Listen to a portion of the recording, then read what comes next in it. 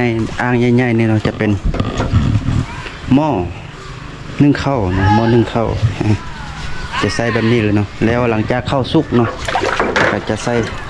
ส่วนนี้ตักเอาเพราะว่ามันหลายเนาะข้าวหลายแล้วก็ต้องได้ใส่ส่วนนี้ตักเอาเนาะตักโอ้อันนี้เป็นห้องเพาะเห็ดห้องเพาะเห็ดเต็มแต่เบาเห็ดเลยอยู่ในนี่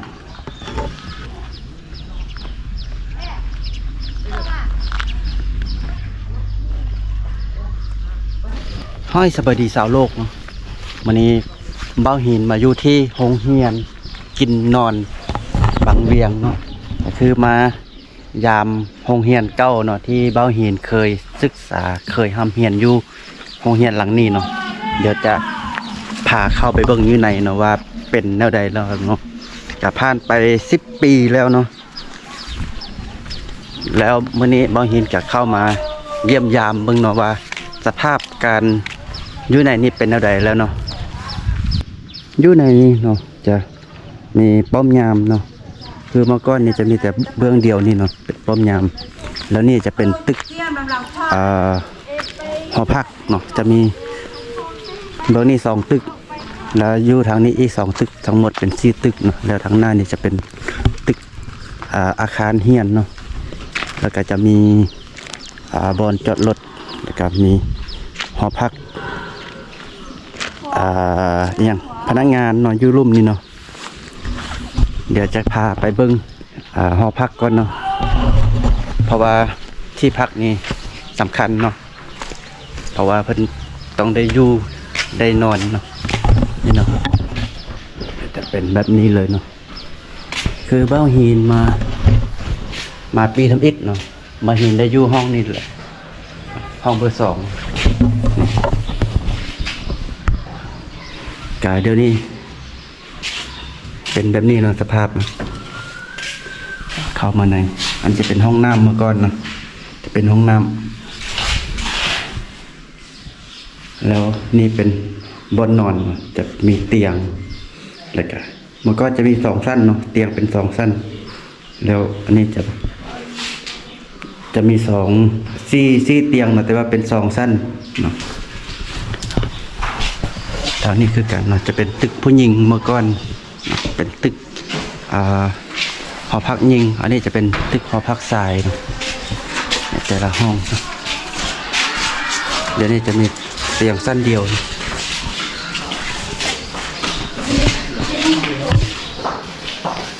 แล้วนี่จะเป็นขั้นใดขึ้นชั้น2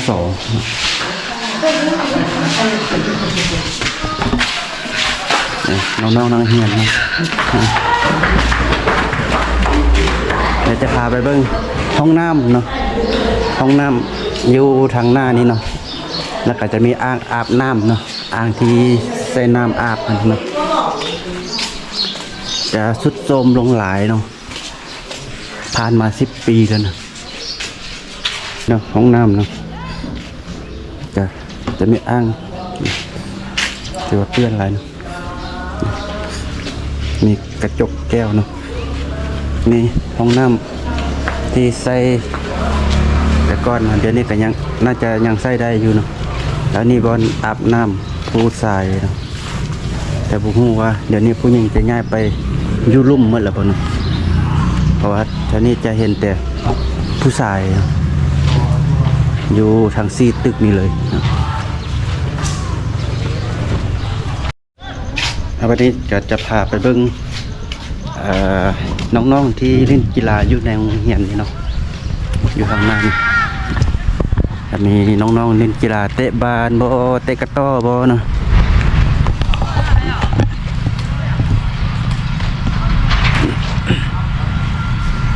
นี่เนาะจะมี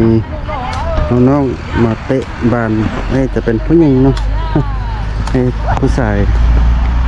แต่เท่านี้น้องๆกับเตะกระต้อเนาะ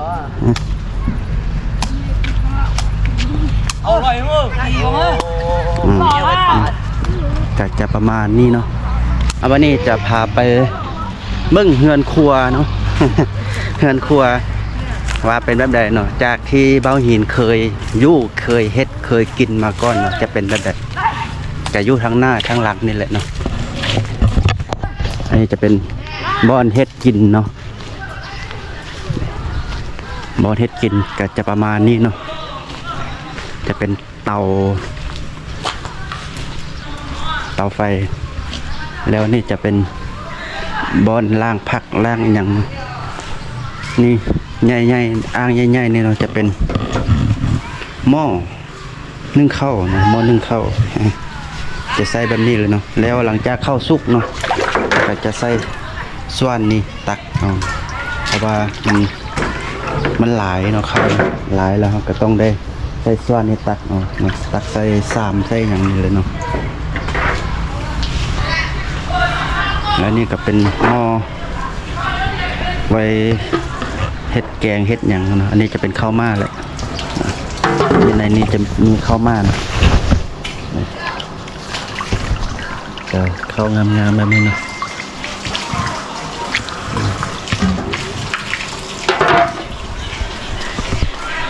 อันนี้เป็นห้องอาหารจะเป็นห้องอาหารที่เวลาเฮ็ดกินแล้วหมดแล้วเนาะแล้วเราก็จะมากินข้าวอยู่นี่เนาะบอกว่าจะเข้าได้หรือบ่จะเข้าไปทางหน้านี่อันนี้จะเป็นห้องไม้เนาะน่าจะเป็นบอนกินน้ำหรือบ่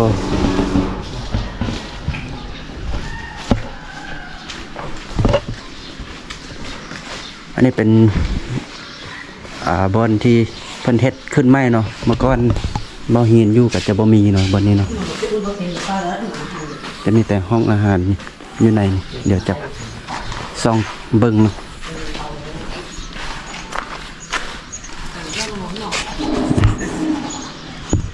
อยู่ในนี้จะมีโต๊ะเนาะมีโต๊ะมีแอปเข้าเนาะอยู่ในนี้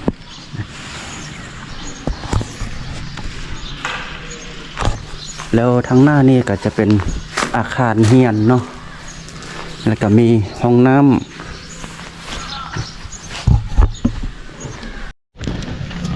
พอดีจะพาไปเบิ่งในห้องเฮียนเบิ่งเนาะว่าจะเป็นแบบใดเนาะ คือห้องเฮียนหลังนี้นี่น่าถ้าชื่อว่าผิดเนาะเพิ่นเข้ามาเปิดนำไส้ปีทำอิฐเนาะก็คือปี2009 2010เนาะแล้วเบ้าหินก็จบมาได้10 ปีแล้วเนาะห้องเฮียนเพิ่นเนาะงามๆเนาะตกแต่งงามๆแบบนี้เลยเนาะกระดานก็ยังคือเก่าเนาะอันนี้เป็นห้องม.6 ก็ทางในนี่เป็นอาคารม.ปลายเนาะมีโทรโค้งอยู่นี่เด้อโอ้ห้องนี้งามนะเด็กงามตกแต่งดีๆเลยเนาะ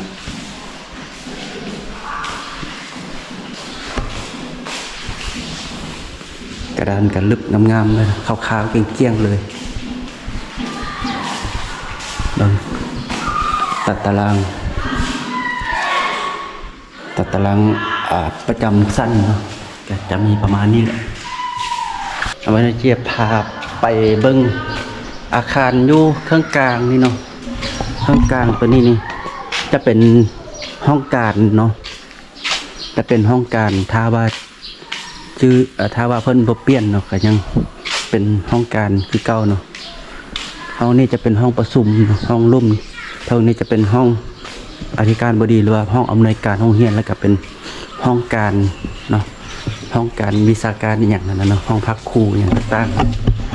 ๆแต่ยังคือเก่าเนาะคิดว่าเนาะเด็ก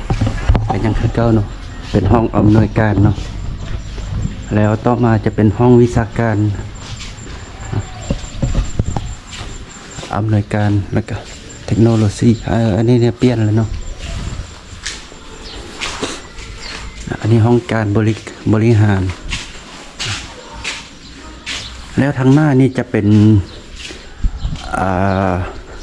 อย่างโอ้ตัวนี้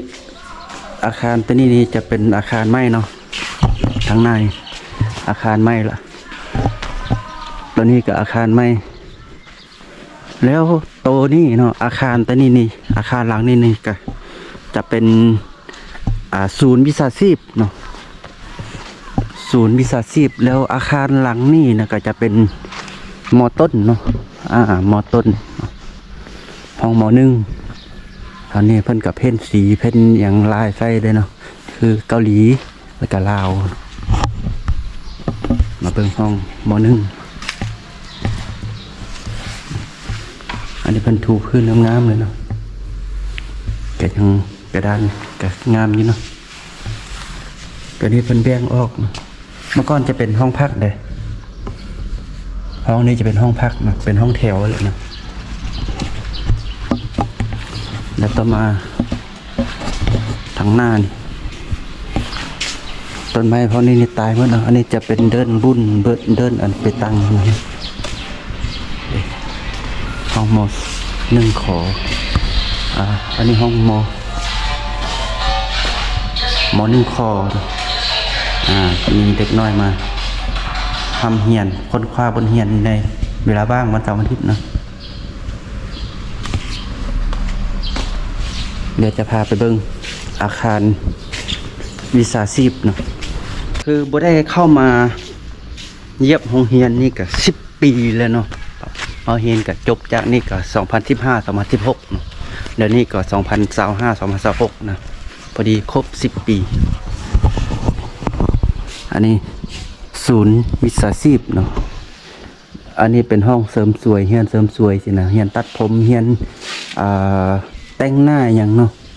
นะอยู่ห้องนี้เนาะถ้าว่าบ่เปลี่ยนแปลงเนาะก็จะแม่นเนาะถ้าว่ามีการเปลี่ยนแปลงก็จะเป็นห้องไม้แล้วเนาะเพราะว่าตอนเบ้าหินอยู่นี่เนาะห้องนี้จะเป็นห้องเสริมสวยซึ่งแต่งหน้าบ่เฮ็ดเล็บเฮ็ดหยังตัดผมหยังก็อยู่ห้องนี้เนาะแล้วต่อมาเนาะต่อมาห้องนี่เนาะห้องนี่จะเป็นห้องตัดยิบห้องนี้จะเป็นห้องตัดยิบเฮียนตัดยิบเฮียนอย่างนั้นเนาะเดี๋ยวสังเกตเห็นอยู่ปะเนาะอยู่ในหูนั้นด้วย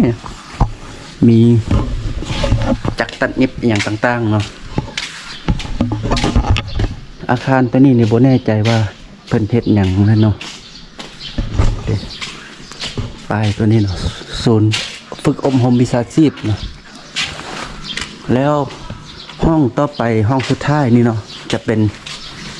ห้องเรียนไฟฟ้าเนาะห้องเรียนไฟฟ้าแต่บ่ฮู้ว่าเดี๋ยวนี้เพิ่นมีการเปลี่ยนแปลงยุติการเรียนแล้วหรือบ่เนาะเพราะว่าก็ยังเห็นอยู่เนาะเห็นเพิ่นลงเฟซอยู่ว่ายังมีน่าจะยังมีอยู่ดอกเนาะเป็นห้องเรียนไฟฟ้าเมื่อก่อนเบ้าเรียนก็เรียนจบนี่แหละไฟฟ้าเนาะเดี๋ยวนี้ก็พอต่อสวิตช์อย่างต่างๆเป็นอยู่เนาะโอ้ตัวนี้น่าจะเป็นอันห้องเรียนปรุงแต่งเนาะน่าจะเป็นห้องเรียนปรุงแต่งในรูปนี้จะเป็นอันสถานที่การเกษตรสถานที่การเกษตรเดี๋ยวจะเจาะเบิ่งเนาะว่ายังมีผักมีอย่างเนาะว่าเพิ่นปลูกผักปลูกอย่างหรือบ่เนาะจะมีปลูกฝังเลี้ยงสัตว์สินะเนาะทางหน้านี่จะเป็นสวนเนาะสวนกว้างๆเลยเนาะแล้วจะมีอย่างฟาร์มไก่เนาะเดี๋ยวจะพาเข้าไปเบิ่งก่อนเนาะว่าฟาร์มไก่นี่จะมีแนวใดเนาะเดี๋ยวนี้จะมีปลูกฝังเลี้ยงสัตว์ได้แหละการเฮียนนั่นนะเนาะแต่ว่าเมื่อก่อนเบาเห็นอยู่เนาะเบาเห็นเลือกเฮียนเนี่ยสายไฟฟ้าจิเดี๋ยวนี้มีการพัฒนาหลายแต่ก็ว่าสุดโทรมลงหลายตามกาลเวลาเนาะอันนี้จะเป็นหนองปลาป่ะ น้องเลี้ยงปลานี่เลี้ยงปลาเลี้ยงกบ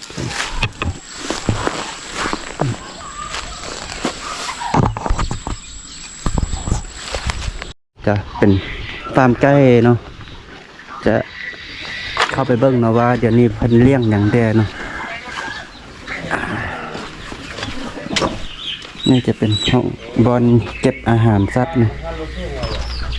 เดี๋ยวบอกว่ามีปลา มีกบบ่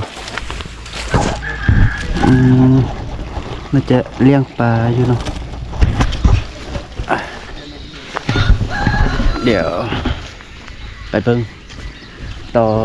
โดยมีตกไก่เนาะ มีตกไก่ของปลาอยู่เด้นี่จะเป็นบอนปลูกพืชผักอย่างเนาะพืชอะไรอย่างต้นไม้อย่างต่างๆมีตัวไก่หลายตัวอยู่มีฮอตไก่งวงพุ่นนะ ไก่ฟักไข่อยู่เนาะ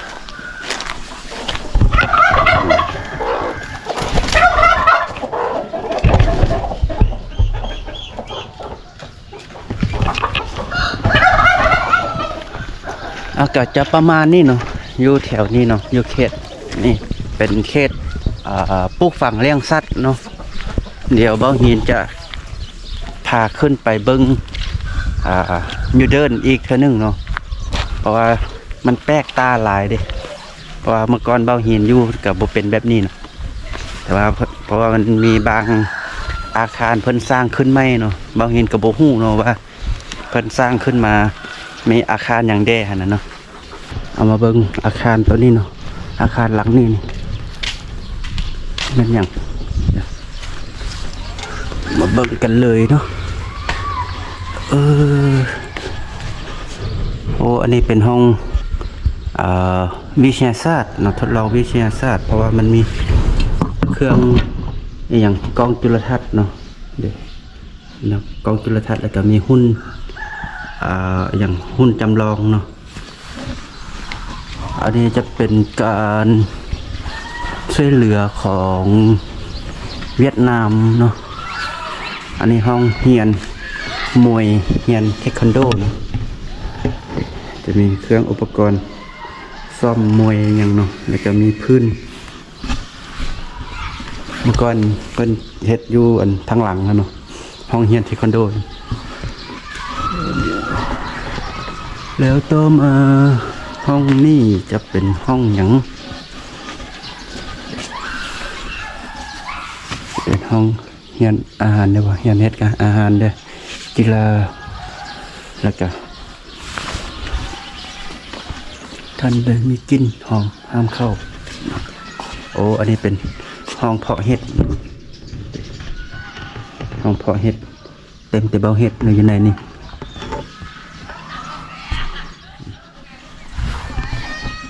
เด้หลังนี้เป็นหอพักผู้หญิงแล้วเนาะเมื่อก่อนจะอยู่รวมทางนั่นเนาะผู้หญิงอยู่ฝากนี่และผู้ชายอยู่ฝากนั่นฉะนั้นจะเป็นอาคารหรือเป็นตึกหอพักนั่นเนาะหอพักผู้หญิงหอพักผู้ชายแล้วนี่เพิ่นเปลี่ยนมาให้ผู้หญิงมาอยู่ทางนี้แล้วเนาะว่าหลังนี้เพิ่นสร้างไม้เด้นะหลังนี้เพิ่นสร้างไม้เพิ่นก็ให้ผู้หญิงอยู่น่าจะดื้อได้แหละเนาะเพิ่นจึงย้ายมาอยู่นี่เดี๋ยวพาไปเบิ่ง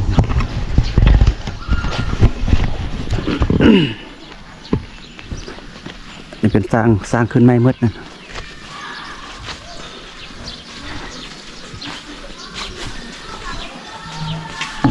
แล้วทางหน้านี่จะเป็นห้องปฐมพยาบาลบ่ห้องปฐมพยาบาลนี่นี่หอพักผู้หญิงก็งามเนาะตามกาลเวลา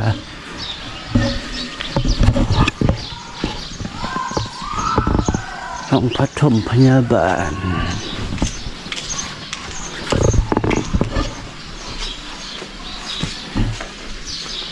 ปี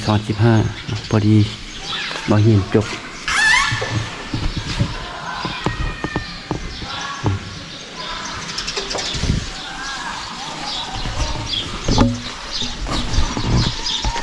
แล้วไปต่อให้หมดบอนนี่เนาะอันนี้บ่แน่ใจว่าเพิ่นให้ผู้หญิงอยู่หรือบ่เนาะเพราะเมื่อก่อนนี้เพิ่นก็ให้เป็นหอพักผู้หญิงเนาะ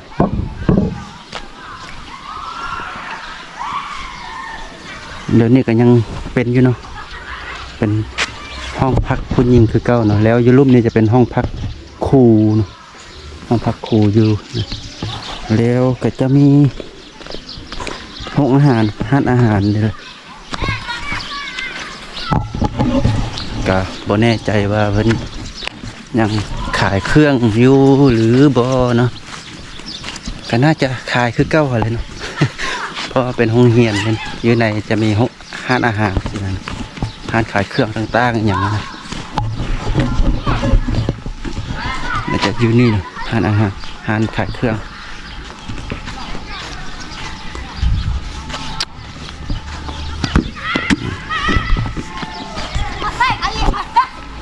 ไปเบิ่งสโมสรเพิ่นปรับปรุงใหม่เนาะ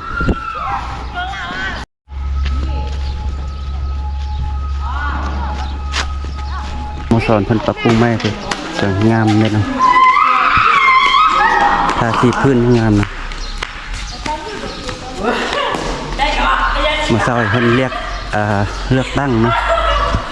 เลือกตั้งได้แหละมาเช้านี่จะเป็นเวทีแสดงเลยแล้วก็มีการปรับปรุงงามเลยแต่ว่าเดี๋ยวนี้น่าจะสุดโทรมเนาะตามที่เห็นเนาะก็น่าจะสุดโทรมหลายเติบแหละเพราะว่านึ่งก็คือนังเฮียนเนาะนังเฮียนมีน้อยแล้วก็ของเฮียนนี่ก็จะตามที่เห็นเนาะตามที่เห็นก็ถือว่าสุดโทรมลงหลายเนาะเนื่องจากพวกอย่างประตูป้องเยี่ยมหอพักอย่างนี้มัน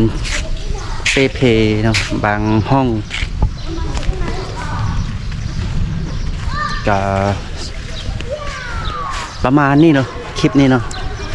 แล้วเบ้าหินก็จะขอลาจบไปเพียงเท่านี้เนาะแล้วพบกันใหม่ในคลิปต่อไป